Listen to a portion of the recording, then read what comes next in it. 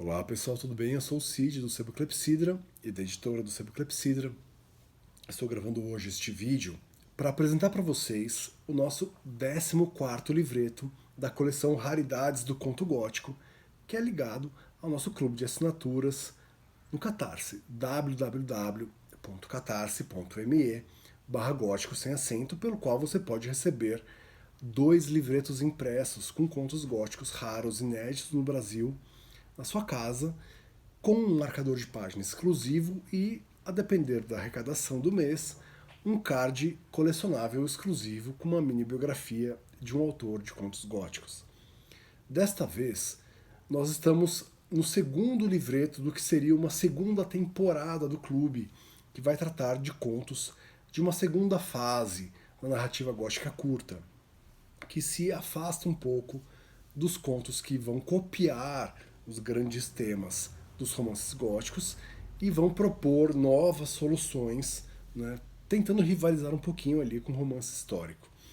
Desta vez, apesar de esta nova temporada se focar um pouco mais nos autorais, nós temos um conto anônimo e eu acho que ele não foi assinado porque na época ele foi considerado uma derivação de um romance da época.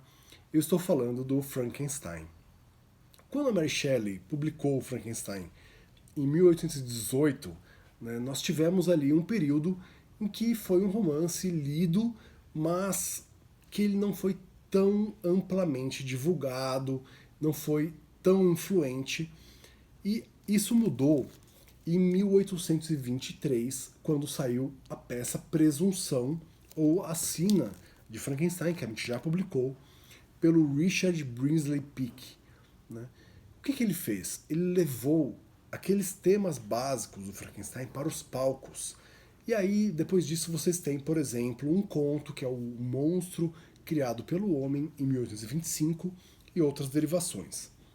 Nós já tivemos aqui no próprio clube um livreto, que é o manuscrito encontrado em um hospício do Edward Burlington, que é também considerado uma derivação do Frankenstein. Só que ali nós temos uma exploração da deformidade física. Né? Trata-se de um anão deformado, nascido em berço nobre, que se vê ali, né, rejeitado pelos seus pares e que vai desenvolver uma série de tentativas de se encaixar na sociedade. Desta vez, este conto ele traz uma espécie de anúncio editorial, né, um disclaimer, falando a obra de fundo no qual esse conto é baseado será do conhecimento do leitor. Os estudiosos da literatura gótica são quase unânimes em apontar o Frankenstein como esse groundwork, né, essa obra que estaria baseando a produção desse conto. Mas se o Burlington vai explorar um aspecto que é o da deformidade física, este conto vai explorar um aspecto diferente, que é o da reanimação de cadáveres. E nós temos então um conto chamado Life in Death, né?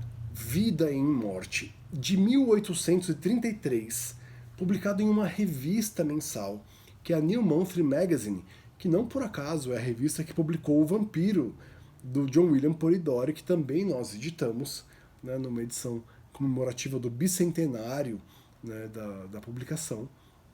E nós temos então uma história que vai tratar de um outro tema muito caro à literatura gótica, que é o tema do Elixir da Longa Vida, ou do Elixir da Vida Eterna. Né? O que nós temos aqui então nesse conto anônimo?